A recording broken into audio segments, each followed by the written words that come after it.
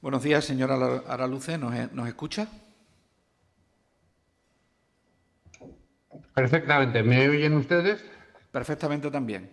En primer Pues lugar, quiero agradecerle en nombre de la Comisión de Hacienda y Presupuestos de la Asamblea de Extremadura el que tenga la amabilidad de comparecer en esta comisión para aportarnos elementos que nos permitan a los grupos parlamentarios poder tomar decisiones con respecto a la tramitación de una propuesta de ley. Así que se lo agradezco sinceramente.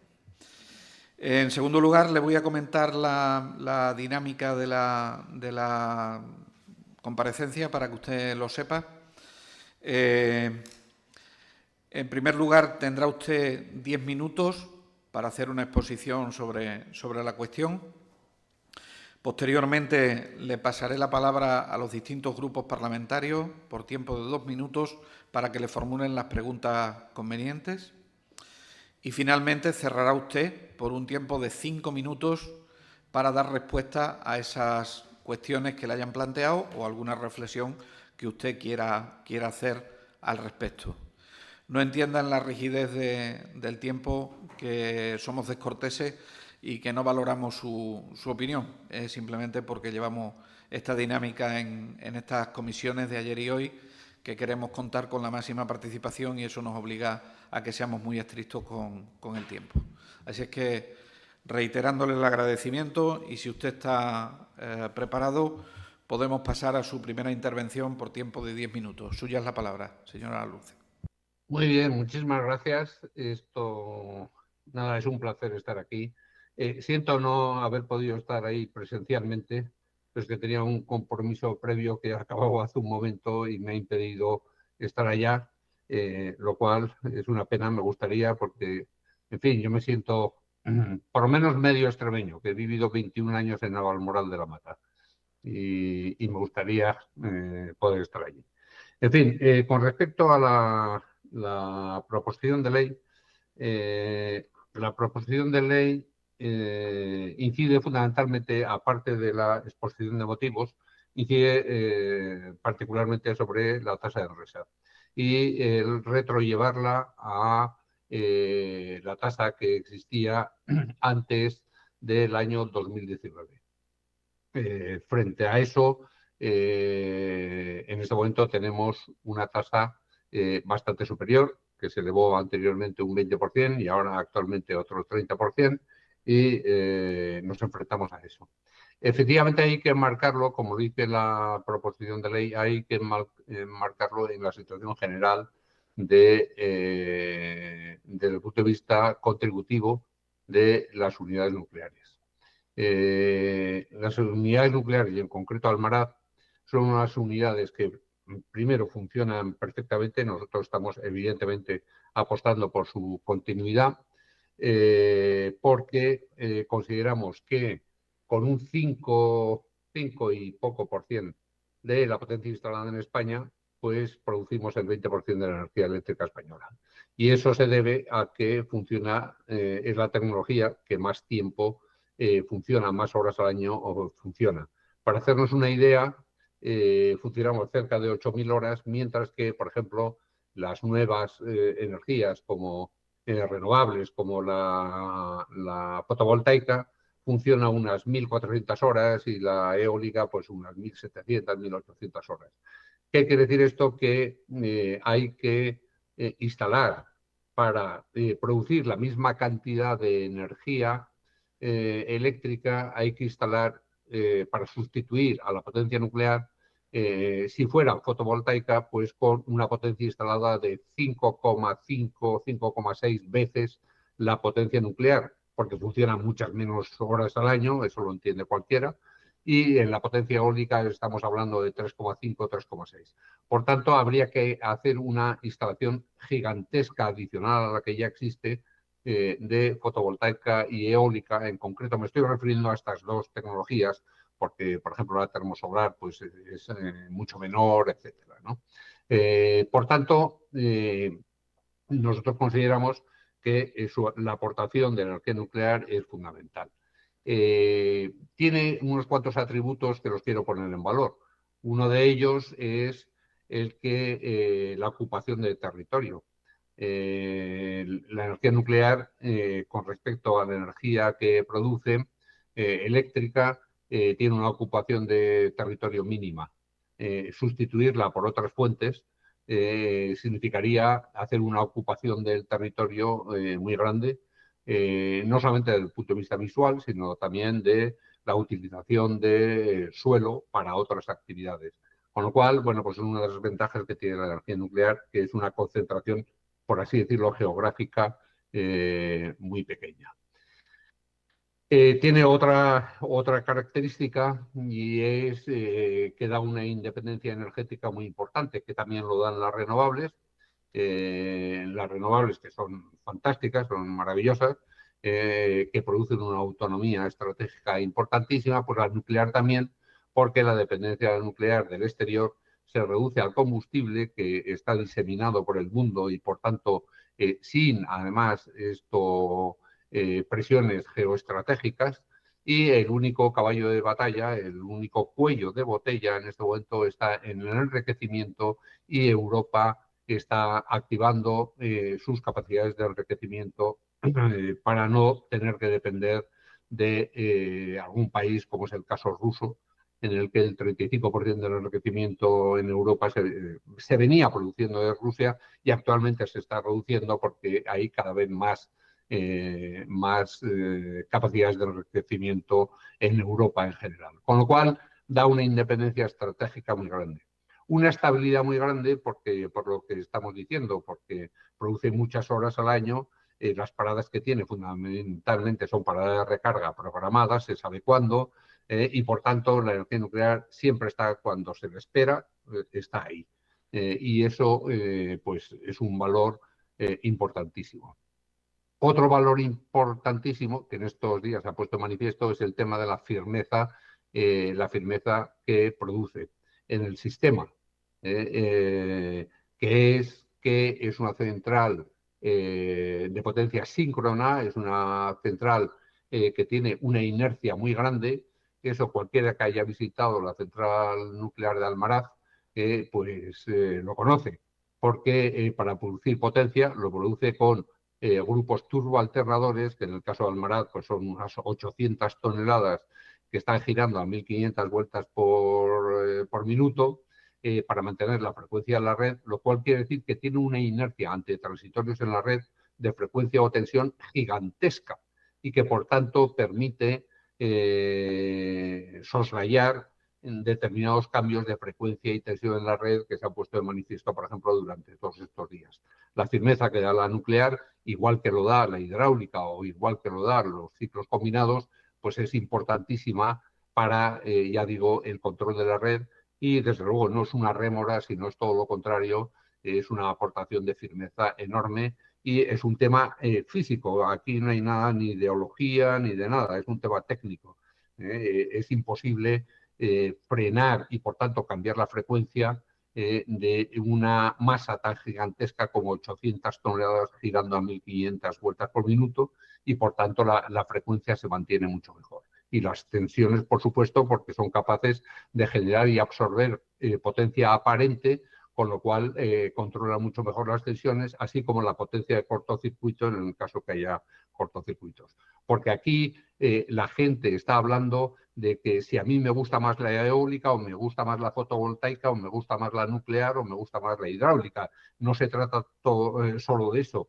El control de la red eléctrica es mucho más complicado que todo eso, y hay que mirar esos puntos técnicos que muchas veces se escapan del debate y que son importantísimos, y lo estamos viendo estos días que hemos sufrido determinadas incidencias muy importantes en la red eléctrica.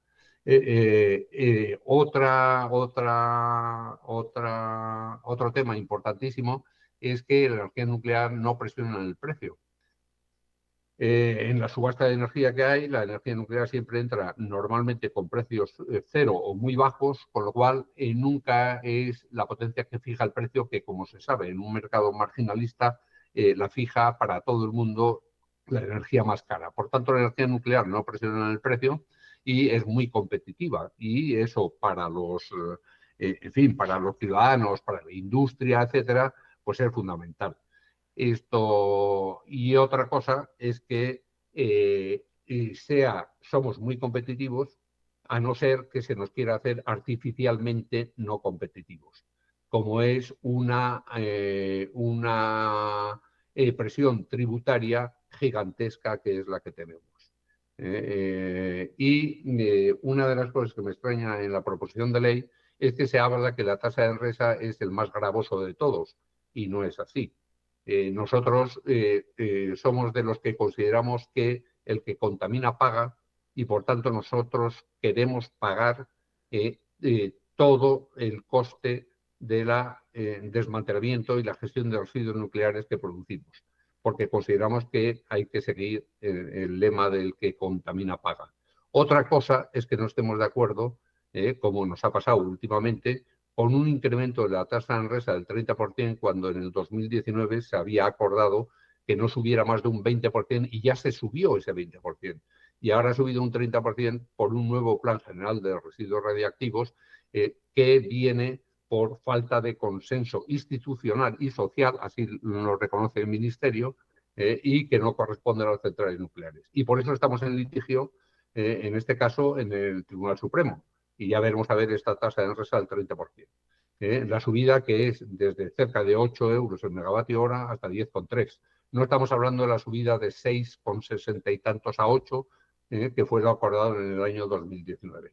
Y en cuanto al acuerdo del 2019, oiga, mire, del 2019 hasta ahora, en el campo energético y eléctrico en particular, ha pasado tanto tiempo casi como desde el circo campeador al tiempo actual, porque ha habido una revolución energética gigantesca y, por tanto, aquello que en un momento se dijo merece la pena un replanteamiento, porque no se puede vivir anclado en el pasado y no reconocer los grandes cambios que ha sufrido. Ya digo que en cuanto a la tributación que tenemos, a nosotros nos preocupa muchísimo, aparte de la tasa de Enresa, que son 10,3 euros el megavatio y que tenemos en litigio 2,3 euros el megavatio, nos preocupan los otros 18 euros megavatio hora que estamos pagando y que estamos pagando en un nivel muy superior al resto de las tecnologías. No sé por qué la energía nuclear tiene que estar tan grabada. Y Señora estas imposiciones vienen no tiene... solamente por el gobierno central, sino por los gobiernos autonómicos y vienen también por los gobiernos locales. Al final, todos piensan que esto es la gallina de los huevos de oro y que podemos pagar todo, cuando se ha demostrado durante las últimas semanas que las centrales han tenido que parar porque no tenían margen con el precio que había en el mercado para pagar los impuestos. Con lo cual, eso de que nos llueven beneficios del cielo no se corresponde a la realidad, ni mucho menos. Creo que ya he cumplido los 10 minutos. Sí. No puedo seguir hablando, pero Señora estoy a Luce, disposición de ustedes para que me pregunten lo que quieran. Muchas gracias. ¿nos escucha, señora Ana Luce? Perfectamente. Es que llevaba ya varios avisos, por eso le preguntaba. No, yo le veía un Disculpe. signo, pero tengo la pantallita en pequeño, Sí. y entonces le veía un signo, no sabía si es que había una mosca alrededor o que me quería hacer parar. Pero bien, estoy Gracias. a su disposición. Bueno, muchas gracias, señora Luce. Pasamos ahora a la intervención de los grupos parlamentarios y, en primer lugar, por tiempo de 2 minutos y por parte del Grupo Parlamentario Unidas por Extremadura, tiene la palabra el señor Macías. Cuando usted quiera, señoría. Muchas gracias. Muchas gracias, señora Araluce, por su intervención. Discrepo de muchísimas cosas, pero como no hay tiempo, me voy a centrar en una cuestión. Con 2 preguntas. Ha dicho usted que la energía nuclear no presiona en el precio y que es muy competitiva, a no ser que se nos haga no competitivos artificialmente. Creo que está usted están ustedes en ese punto y que efectivamente han planteado esta cuestión, están litigando en los tribunales para hacerlo.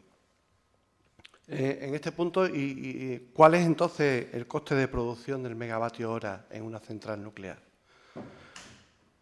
¿Y cuál debería ser el precio, según ustedes, del megavatio hora para, entiendo, sacar un beneficio mínimo, los costes de producción y las dos cuestiones que hay que asumir.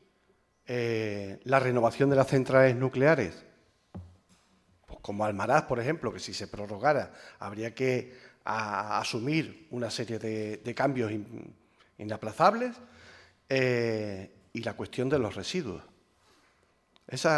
Porque al final estamos hablando de dinero y de rentabilidad y de obligaciones. Ayer no conseguí que me respondieran a cuánto era el coste de producción del megavatio hora, ni que me respondieran a cuánto cuál sería el precio justo para las nucleares, teniendo en cuenta eso que creo que hay que afrontarlo. Porque si no lo afronta la industria nuclear, lo tendrán que afrontar los ciudadanos, el Estado, entiendo. Nada más, muchas gracias. Gracias, señor Macías. A continuación, por parte del Grupo Parlamentario Vox Extremadura y por tiempo de 2 minutos, tiene la palabra el señor Bravo Arroba. Cuando usted quiera, señoría. Muchas gracias, señor presidente. Don Ignacio, muchísimas gracias por su disertación, por su exposición y muchas gracias también por estar aquí en ese sentido. Comunicarle, bueno, nosotros hemos planteado lo que es la propuesta para modificar lo que es la tasa Enresa, que de una manera arbitraria esta empresa pues la pone a su libre albedrío y va de manera unilateral y arbitraria, pues eso, la incrementa a su gusto y todo eso.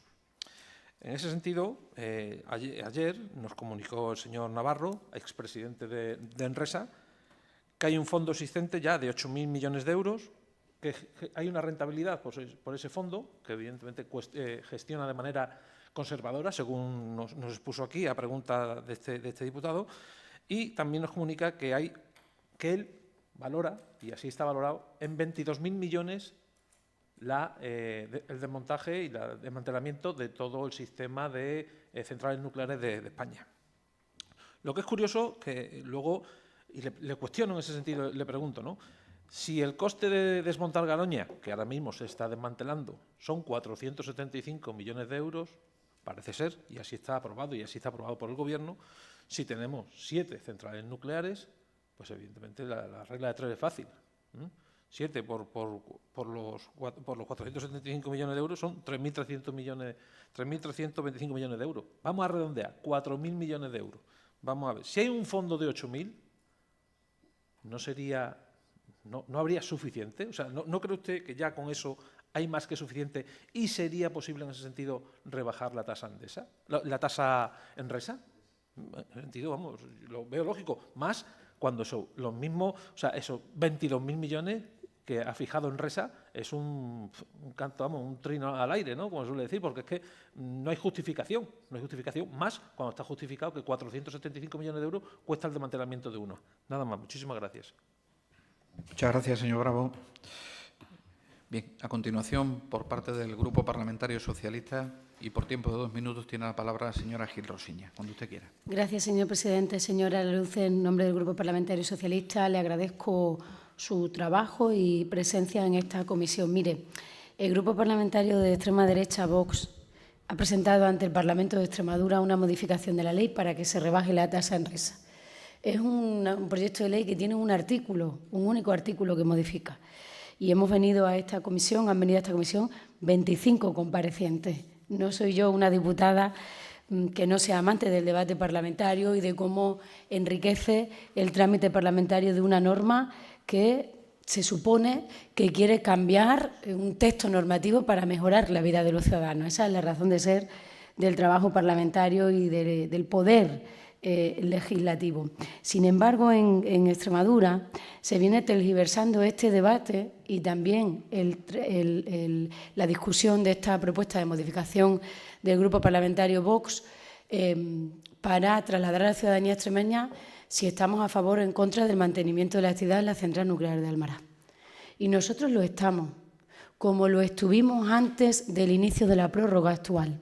Entonces era presidente de Extremadura Guillermo Fernández Vara y no hubo en la región este ruido, esta contaminación, estos argumentos sin argumentos. No, lo que hubo es un trabajo serio desde la gobernanza. el que no encontramos ahora en la presidenta Guardiola para mantener la actividad en la central nuclear de Almaraz. Y al margen de esa, que no es la discusión de esta norma que nos trae hoy a esta comisión, nosotros los socialistas estamos en contra de que se baje ni un céntimo la tasa Enresa, por razones obvias de que quienes generan los residuos tienen que gestionarlo y tienen que pagarlo. Y además porque nosotros como diputados estamos también para defender y para responder por el interés general del común de los extremeños. Y el común de los extremeños no ven con vulnerabilidad a las empresas que ganan más de 5.000 millones de euros al año. Se puede estar o no en desacuerdo y pueden existir matices de letra pequeña, pero en términos generales los extremeños no ven como vulnerables a las empresas que tienen unos beneficios anuales de más de 5.000 millones de euros. Y desde esa concepción, por las mismas razones por las que cuando nosotros fuimos gobierno pusimos en marcha la ecotasa, esa es la visión que nosotros tenemos respecto de la discusión que se nos plantea con esta modificación de la ley. Muchas gracias, señor presidente. Gracias, señora Gil. Perdón. Y para finalizar el turno de intervenciones por parte de los grupos parlamentarios y en nombre del Grupo Parlamentario Popular y por tiempo de 2 minutos tiene la palabra la señora Gómez de Tejada. Cuando usted quiera, señoría.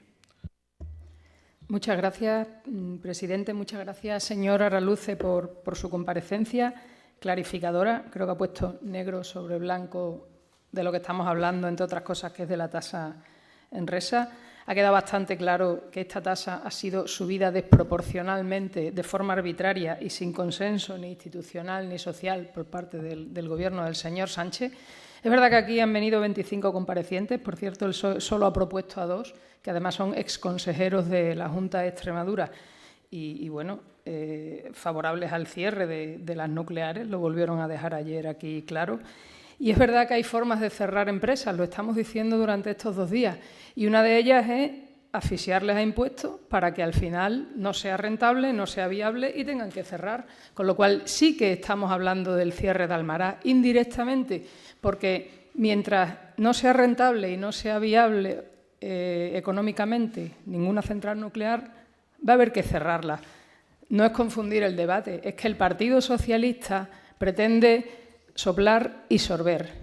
Y pretende decir aquí que no quiere cerrar las centrales nucleares y está votando en el Congreso de los Diputados sí al cierre de las centrales nucleares. Los que tratan de engañar son ellos. Nosotros estamos a favor claramente de que se mantenga la central nuclear de Almaraz, a favor claramente de que todas las energías son compatibles, porque no se trata de demonizar ninguna, y no sabemos si dentro de unos años hay que cerrarlas o no, habrá que replantearse, pero como usted bien ha dicho, las cosas desde 2019 aquí han cambiado y como red eléctrica, por falta de inversión, por falta de gestión, por falta de lo que sea, no se ha preparado para poder asumir ese mix energético que tuvimos, por ejemplo, hace una semana más ya, durante el apagón, no ha invertido en almacenamiento de esas renovables y no ha invertido en interconexiones hacia el exterior, hay que replantearse que las energías como la nuclear son las que dan actualmente estabilidad a ese sistema y a lo mejor hay que volver a hacer un calendario de cierre donde las nucleares cierren dentro de 15 años o dentro de 8 o cuando digan los expertos o cuando estemos preparados para cerrarlas. Pero ahora no lo estamos. Por lo tanto, es viable replanteárselo todo. Es normal que las empresas pidan que no se les asfixie impuestos para poder seguir abiertas y es en lo que estamos. Por lo demás, muchísimas gracias, señor Araluce, por su comparecencia. Gracias, señora Gómez de Tejada.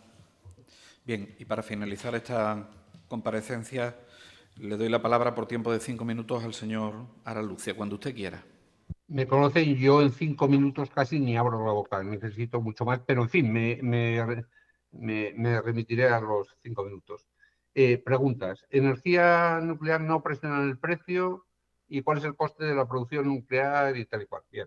La energía nuclear, insisto, no presiona en el precio. El marginal nunca, el precio marginal que fija el precio de la energía para todos, nunca es la nuclear. Nunca, jamás, jamás, ni un solo día al año de toda la existencia. Nunca.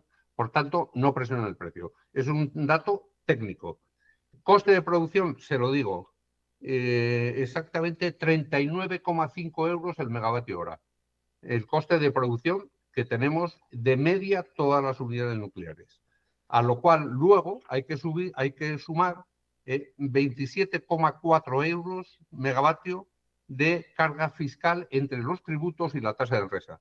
39,5 coste total nuestro y 27,4 euros megavatio hora que es el 41% de todos los costes son los tributos y la tasa de Enresa. Con lo cual el dato ya se lo he dado.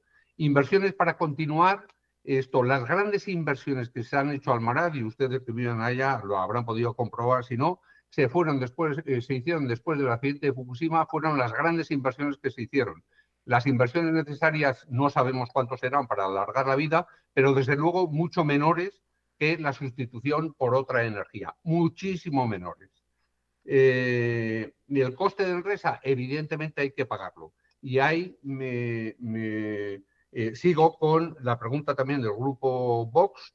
8.000 millones hay en el fondo de Enresa. 22.000 millones, creo que lo dijo el expresidente de Enresa, que compareció el otro día y dijo que 22.000 millones. No confundamos una cosa con otra. Hay 8.000 millones depositados actualmente. Los 22.000 millones de coste son 22.000 millones hasta el año 2100, en el que ahí está la revalorización del dinero. No es que tengamos que poner 22.000 millones. Ya hay 8.000 y la cantidad que hay que poner es mucho menor, no hasta llegar a los 22.000. Los 22.000 es el coste que tendría en total teniendo en cuenta la revalorización del dinero. En cuanto al coste de Garoña, 475 millones. Pero en el coste total de Enresa, eso es solamente el desmantelamiento de una unidad. Y luego no se puede hacer el cálculo de 475 por 7 unidades, 3.300. Primero, porque las 7 unidades a desmantelar son mucho más grandes y el coste sería mayor. Y además, porque luego está el coste de la gestión de los residuos radiactivos, en concreto los de alta actividad, que el coste es mucho mayor que eso. Por tanto, no son 3.300 millones, son mucho más. Me molesta decirlo porque esto lo vamos a pagar nosotros, pero es mucho más dinero de lo que dice, en este caso, el representante del grupo Vox, porque, ya digo, el coste hay que sumar el desmantelamiento de unidades mucho más grandes más el coste de gestión de combustible y de todos los desechos. Pero nosotros lo que decimos es que, aunque el coste sean 22.000 millones, ese coste que antes eran 19.000, los otros 2.500 o así millones, lo han subido artificialmente por un cambio en el Plan General de Residuos Radiactivos. Y en esa parte es donde no estamos de acuerdo, no en el resto. Y, por tanto, nosotros lo que hemos llevado al Supremo es el aumento de 2,3. Yo diría que está muy bien la idea de esto, ¿cómo se llama?, de que las empresas eléctricas ganan mucho dinero, etcétera, etcétera. Las empresas eléctricas son unos holdings gigantescos que tienen negocios en todas partes. Solamente las centrales nucleares estamos pagando de impuestos 1.000 millones de euros y otros 600 millones a la tasa de Enresa, que es una barbaridad. Y aquí yo diría que hay que poner al final más tecnología y menos ideología. Veo puntos muy diferentes en los diferentes grupos políticos y es algo que me sorprende, porque cuando estamos hablando de las cosas de comer, del agua, de la electricidad, del tráfico ferroviario, deberíamos estar todos de acuerdo, porque lo que nos interesa es que haya luz y que sea competitiva y a un precio asequible. Y menos ideología, y más tecnología y datos. Bien, en cuanto a la viabilidad futura, efectivamente, los impuestos.